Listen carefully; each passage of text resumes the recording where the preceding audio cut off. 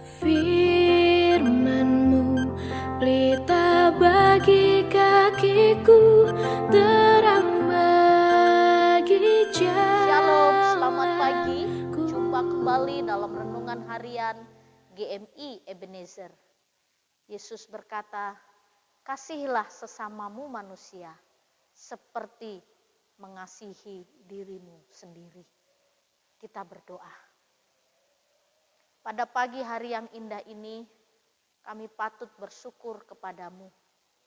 Karena Tuhan begitu baik bagi kami. Kasih-Mu tidak pernah pudar dalam hidup kami. Dan kasih-Mu selalu ada bagi kami. Oleh karena kasih-Mu juga, kami berani datang kepadamu pada pagi hari ini. Oh Tuhan, penuhi hati kami, penuhi pikiran kami, penuhi jiwa kami dengan kasih-Mu. Sehingga kami mampu melakukan kasih Tuhan dan mengasihi sesama kami manusia. Tanpa kasih Tuhan kami tidak mampu. Berikanlah kasih-Mu itu kepada kami. Pagi ini kami akan mendengarkan firman-Mu, Tuhan menolong kami. Di dalam dan demi Yesus Kristus kami berdoa dan mengucap syukur. Amin. Pagi ini kita akan bersama-sama merenungkan satu tema firman Tuhan. Hiduplah saling mengasihi. Bapak, Ibu, serta saudara-saudari, hidup dalam kasih merupakan keinginan setiap orang. Dan hidup saling mengasihi merupakan sesuatu hal yang begitu indah yang diimpikan oleh banyak orang. Yang menjadi persoalan, seringkali banyak orang tidak bisa hidup saling mengasihi. Banyak orang hidup masih saling membenci, saling mendendam. Dan yang paling mengerikan, banyak orang masih menyimpan kepahitan dengan melakukan perang dingin. Sama-sama bertahan, sama-sama tidak mau ngalah. Sehingga tidak ada perdamaian terhadap diri sendiri dan juga terhadap orang lain.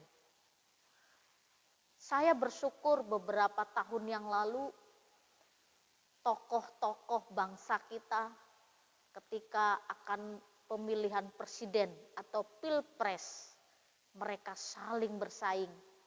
Mereka mengutarakan visi dan misi mereka. Dan mereka juga punya pendukung. Bahkan pendukung tidak sedikit, ribuan orang. Yang satu mendukung nomor satu, yang pendukung yang lain mendukung nomor dua. Tetapi sesudah ditentukan siapakah pemenang pemilihan presiden.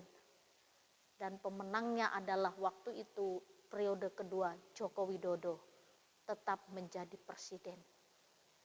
Dan ketika kampanye pemilihan presiden, seolah-olah mereka bermusuhan dengan Prabowo.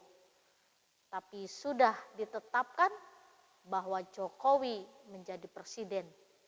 Dan ketika Jokowi membentuk kementeriannya di awal pemilihan, di awal kepemimpinannya, dia jadikan Prabowo menjadi salah satu menteri. Mereka saling bergandengan tangan untuk memajukan negeri ini. Tentu ini satu hal yang luar biasa dan menarik. Meskipun mungkin mereka tidak ada di dalam Kristus. Tapi mari kita lihat, kita saksikan hidup mereka seperti Kristus. Jika kita yang ada di dalam Kristus tidak bisa berdamai, tidak bisa saling mengasihi, mungkin kita juga tidak ada Kristus dalam hati kita. Seperti 1 Yohanes pasal yang keempat, ayat yang ke-7 dan 8, demikian bunyi firman Tuhan. Saudara-saudaraku yang kekasih, marilah kita saling mengasihi, sebab kasih itu berasal dari Allah. Dan setiap orang yang mengasihi lahir dari Allah dan mengenal Allah. Barang siapa tidak mengasihi, ia tidak mengenal Allah, sebab Allah adalah kasih. Jadi ketika kita tidak bisa mengasihi, maka kita bukan berasal dari Allah. Dan kita bukan pengikut Kristus yang benar. Karena ketika kita ada di dalam Kristus, kita memiliki kasih. Kasih Allah yang ada di dalam diri kita. Barang siapa tidak mengasihi, ia tidak mengenal Allah. Sebab Allah adalah kasih. Kita mampu mengasihi karena Allah lebih dahulu mengasihi kita. Jadi Bapak Ibu serta saudara-saudari, berdamailah dengan dirimu sendiri, berdamailah dengan orang lain yang pernah engkau benci, lepaskanlah pengampunan, dan lupakanlah balas dendam.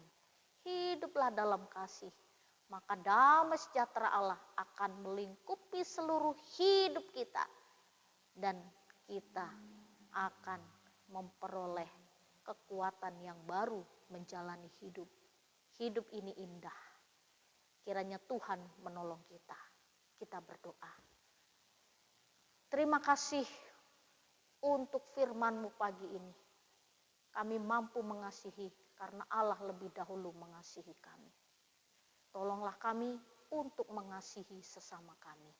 Di dalam dan demi Yesus Kristus kami berdoa dan mengucap syukur. Amin. Selamat pagi, Tuhan Yesus memberkati. Ini aku Tuhan, bejana kasih-Mu, ajarku setia, seturut kehendak-Mu. Ini aku Tuhan, bentuklah hidupku, ajarku